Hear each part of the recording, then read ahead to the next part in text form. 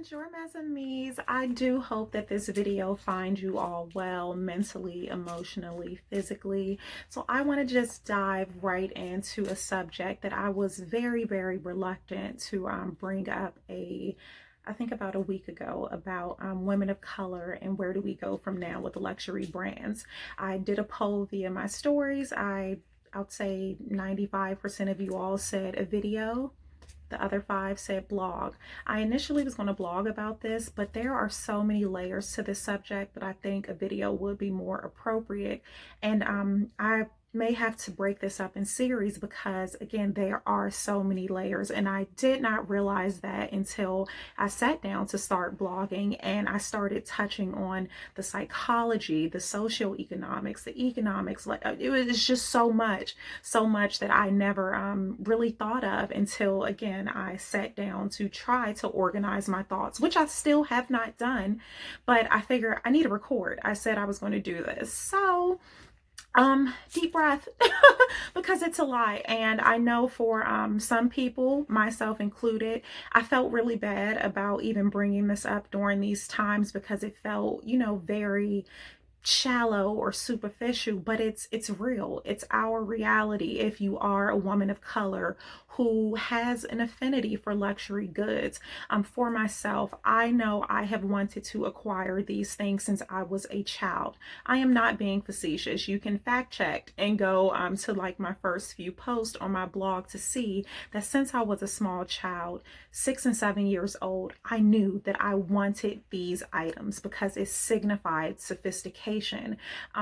I would accompany my grandmother to clean homes of the white people in our neighborhood, and I saw these things and I knew I wanted it. So much so that it followed me from childhood to my adolescence, and when I became an adult, I set markers. Well, once I graduate college, I'll, get this degree. I'll get this bag. Once I purchase my first home, I'll get this.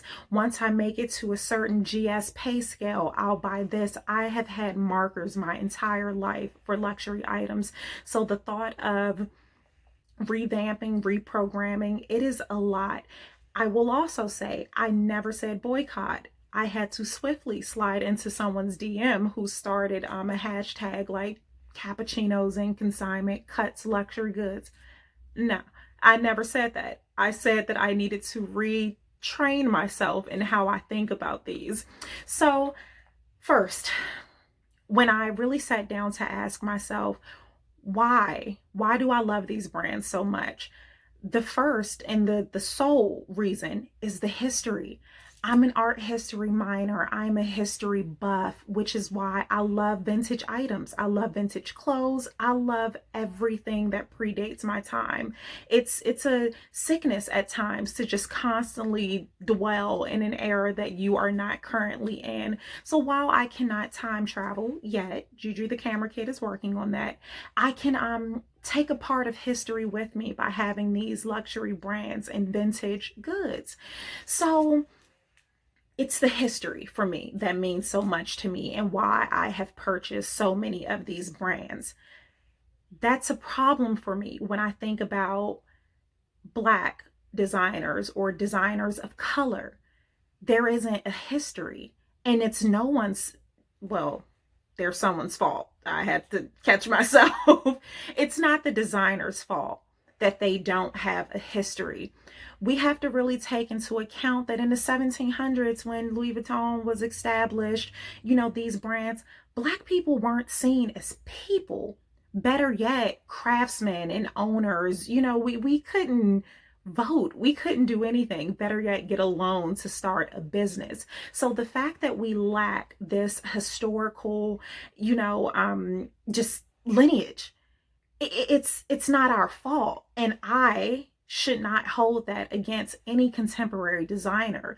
So what I am forcing myself to do is think about a legacy now. And it sounds so, I'm jumping all over the place, with the time travel and all, but try to follow me.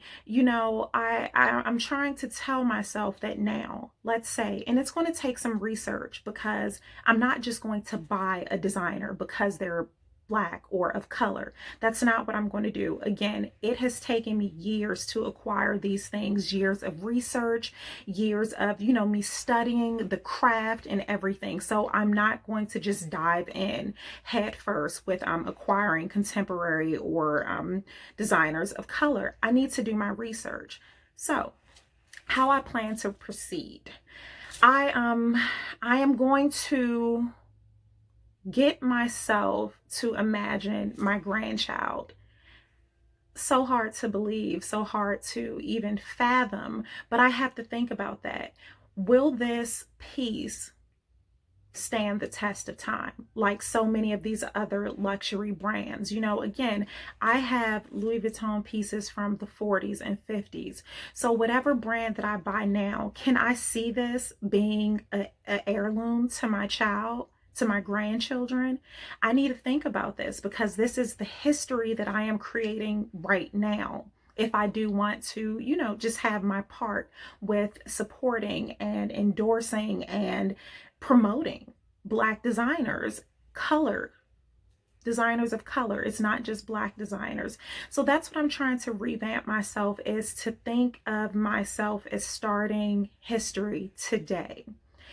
Another thing that I have to do, and I hope everyone else can do, whether you want to admit it or not, I know we all have done it or have seen people do it. Hold ourselves accountable as the same standard as we hold other people, other designers. When I say that, there has been times when I have walked into a store, I've been with friends and walked into stores, and it will be a minority owned boutique. We walk in, let's say the owner didn't speak. After a few minutes, we'll decide to leave because that person had an attitude, because they didn't speak to us. So we're not going to buy anything from the store. Whereas I have seen people of color go into Louis Vuitton and Chanel and Hermes and never get spoken to or even made eye contact with, yet we'd still spend our money there.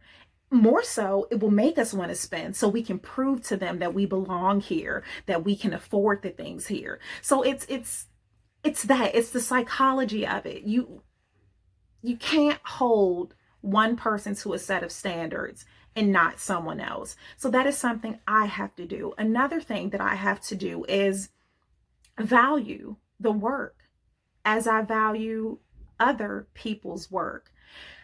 I can say this as a fashion designer. Many years ago, about 10, 12 years ago, I had a fashion line. I made couture clothing, one of one. If you purchased one of my items, you were the only person in the world that had it. Yet people insisted on getting discounts. And I'm not going to say people, I'll just say it. Black people insisted on getting a discount on my items that were one of one, made to measure, couture. And so they expected discounts from me, but again, they would never go in to Louis Vuitton, to Chanel, to, Prada, would never go into Prada and bargain with those folks when those items are mass produced. So we have to value the craftsmanship. We have to value the designer, value the brand. We have to place that same value, because let's just be honest, it's not about the quality at this point, because a lot of the luxury brands now, the quality is horrible, but yet we're still paying top dollar because of what the brand signifies. And I get it, because I am one of those people where, again, for so long, this was the epitome of sophistication. To have certain labels, to have, these brands, it showed that you arrived. And so once you take that away, it's like, now what? So it's a lot, and I can't see how many minutes I've been going, but I'm going to stop recording and hope that this could open up the conversation. there's so many layers, so many things that I want to address. But right now, let's just start with this, with the few things that I have mentioned. Like, how do you feel? Where are your thoughts with this process? I want to continue this conversation. I do not want this to be a trend, a fad. You know, this needs to be lasting. I feel that I know that women of color, we have so much power with how we spend our money, and I want us to know that. I want us to own it, and I want us to be mindful of where we spend our dollars. So I am going to enjoy my beverage, and yeah, I want to hear from you all. So let me know what you think. Ciao for now.